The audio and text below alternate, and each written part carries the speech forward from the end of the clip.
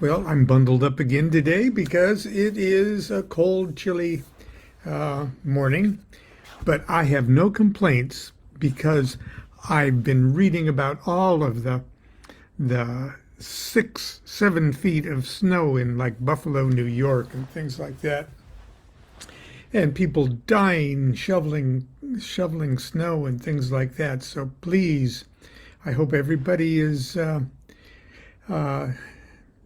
behaving sanely. Don't let the snow get you before Thanksgiving, anyway. Anyway, today I just have a couple of miscellaneous things I want to, excuse me, that I want to discuss, and then get on with our day today. So I hope you're enjoying your weekend, and that you haven't been too traumatized by all the Thanksgiving shopping and things like that. And I think on Thanksgiving Day, I'm going to discuss a little bit about, well, gratitude and the Eucharist and things like that. But today I just want to take care of a couple things. I've got an email concerning the color scale of the Tree of Life. First of all, Tree of Life diagrams, there isn't one standard. This is the Hermetic Tree of Life, and these are its colors. Now, there's a million of them, okay? And there's ones that are used for one purpose and one for another. There's 4 scales of color. And you could easily say, well, there's one whole Tree of Life that's the King scale, and one whole Tree of Life that's the Queen scale. And that would be correct in its own way. And when dealing with things like tarot cards, you've got 4 suits, and each one of those suits could be dominated by the wands for the King scale and cups for the Queen scale. And you could easily do that, and it would be totally correct applied in that context. But the Tree of Life that you usually see, okay, has paths and sephira. And just a quick, dirty answer is the one that you're most likely to see as a single Tree of Life colored in, as the Golden Dawn might use for study, would have the Queen scale as the Sephiroth and the King scale as the paths. So in other words, you've got the Queen scale is what you actually see with your eyes, and the King scale is actually a higher frequency of color that is sort of the root or the suggestion or the implication or the tendency toward the color manifestation. So what you usually see, white at the top, and then gray and black and blue, and okay, that we associate with the planetary spheres, and that's because those are the colors that we most associate with the reaction that the cones and rods in our eyes do. But above that is a more subtle tendency toward the creation of that color, and that's the King scale. So the paths themselves, which will represent both the lightning flash coming down the Tree of Life and the ascent of the serpent going up the Tree of Life, are the King scale. So that's why we've got the 2 kinds of yellow for Aleph and Bet, and so that's a quick and dirty answer to that, and it's an answer that doesn't address all the different trees of life and all the different colors of the trees of life that you're bound to run into in your studies. So, and you can say, well, I disagree with you there, Lon. You got that all wrong. And you'd be right. in whatever context you're objecting to. Two other things.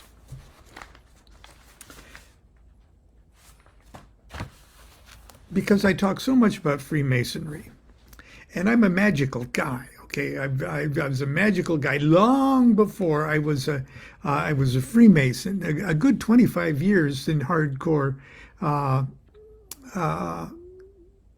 organizational work, initiatory work in esoteric universe, AA, OTO. All before I joined the Masons, okay?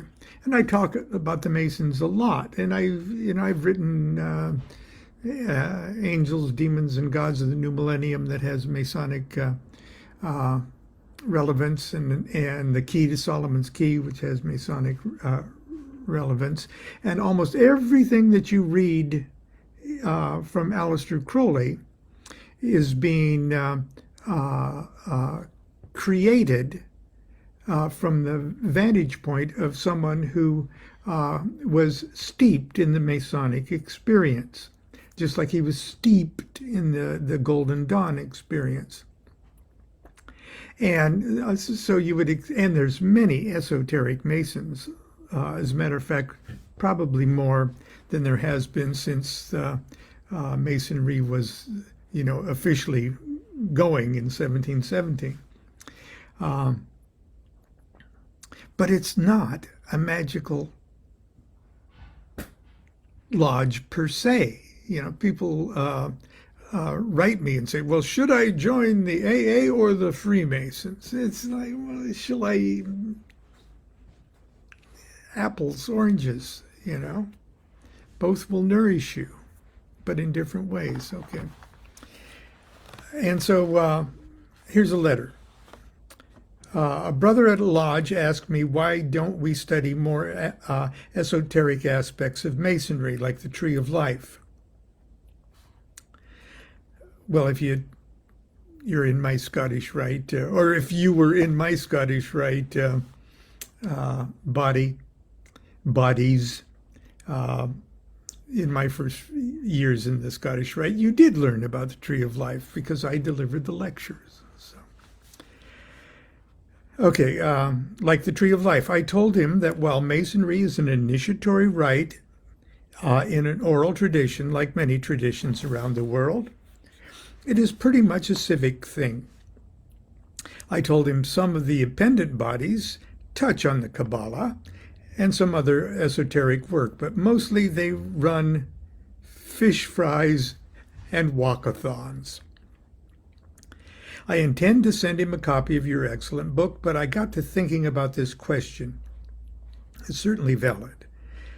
I know a lot of people think we're sacrificing babies in there, and we try to disabuse them of this misconception, but some other people think we're revealing the lost gates of Atlantis and how to levitate rocks out of the quarry. But some people are expecting something out of Masonry that it's not delivering. A kind of esoteric education. Perhaps not as thoroughly occult as what I assume one gets from the OTO, but something besides civic obligation in architecture. Are all these people SOL? For those of you whose English isn't the first language, SOL means shit out of luck. Are these people shit out of luck, or is Masonry not delivering, or B, holding back? Fraternally, name withheld. Dear brother, name withheld.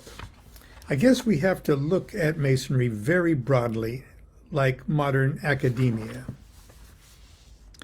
A local Blue Lodge are like grammar schools, complete with PTA meetings, sports activities, bake sales, etc.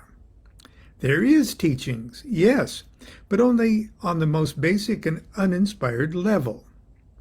I wouldn't say uninspired today. It was an inspired level.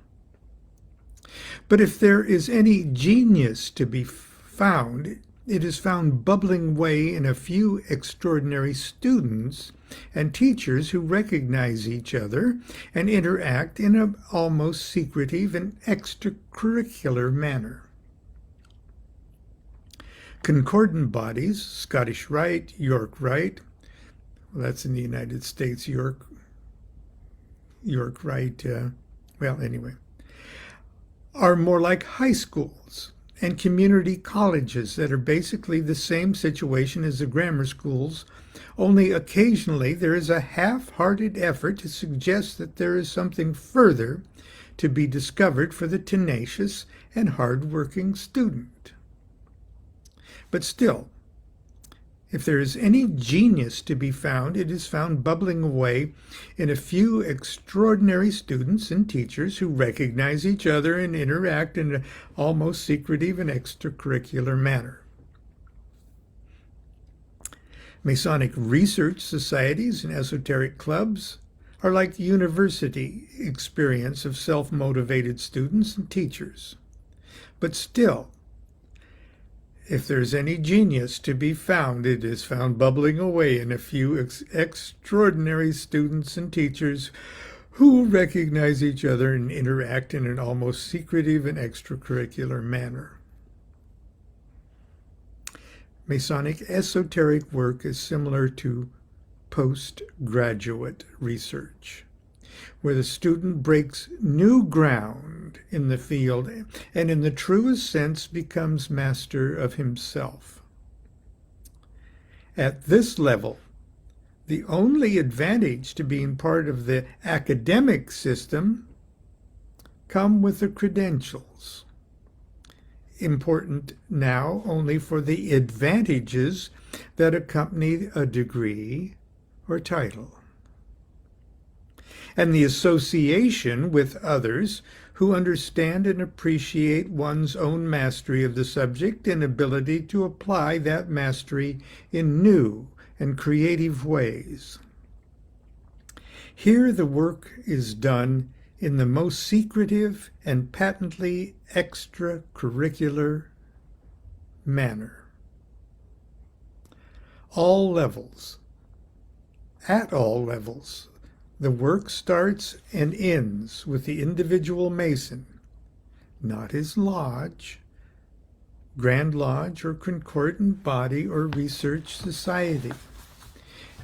It may take a lifetime to realize how it's all related to one's involvement in the craft. Fraternally, Babylon. Okay, so I had something else I was going to cover. Okay. This used to be quite a novelty and a curiosity that on the surface was laughably absurd, and that is now we bundle it under the category of fake news, bizarre conspiracy theories, and just plain madness. And that's the fact that, or the idea that both Freemasonry, the OTO, magical societies, anything that had anything to do in the structure and the functioning of the organization that had to do with proprietary information, secrets, secret handshakes, secret words, secret signs of recognition, that they were somehow part of some conspiracy, either, yes, yes, sister, some conspiracy, a political conspiracy, religious conspiracy, an alien, space alien conspiracy, an interspecies conspiracy, and now people are taking it seriously and ruining their lives by poisoning their own realities with these things. The Masons know that the earth is flat. They're eating babies at that pizza parlor after steeping them in their own bodily fluids. I think I'll go shoot somebody. One of the most ridiculous ones is that members of occult organizations, secret societies and such, especially those that have some level of public recognition of some kind, are spies, are working for the KGB or the CIA or the Automobile Club of Southern California. Is Baba Lon a spy? Now, I'm not encouraging you to do this, but if you just Google my name and the word or the letters CIA or Satanist or Satanist CIA, you'll see kind of just what I'm faced with and others sort of like me are faced with. There's whole books that drag me into the CIA. Dear Babylon, I really don't expect you to answer this letter. In fact, I'm not sure I'm not signing my own death warrant by writing you. But I am taking the chance because I strangely trust you more than any other living magician, and I believe that if you answer me, you will tell me the truth. It seems that history is filled with magicians who are spies. John Dee, and indeed he was. Cagliostro, I have no idea. Theodore Royce, yes, he worked for the Prussian Secret Service, spying on Karl Marx's daughter in London. But he was also a great tenor and sang Wagner at Bayreuth, okay? Aleister Crowley, well, I don't know if he was he was a spy. Pretty much all his life since college, okay? But British spies were like gentlemen. They were amateur spies. It was the gentlemanly thing to be in Victorianish, Edwardian, colonial Great Britain. But just as a sidelight, okay? Yeah, he started World War I. He did it for England. But I digress. John Dee, Cagliostro, Theodore Royce, Aleister Crowley, and you. Are you really a spy? Do you work for the CIA? Is your OTO the Illuminati? I've read in numerous places that you are, that you do, and that the New World Order is part of the OTO's program to bring about a one-world government. I suppose you've seen the documentaries on YouTube where you are named by name by a former Illuminati member. Name withheld. And whistleblower. He says you are a, quote, Satanist, black magician, and a Freemason OTO Illuminati. This is so confusing to me because you seem genuinely sincere, even holy. Your books are awesome and you write some of the most enlightening and inspiring things I've ever read about the occult. Isn't that nice? Thank you. This guy's a sweet guy. You seem to have a regular life and family. It's so hard to think of you as evil or a spy. I know that there is an Illuminati and that the New World Order is real and that it is evil. I guess if I'm going to be killed for wanting to stop it, at least I'd like to know one thing before I die.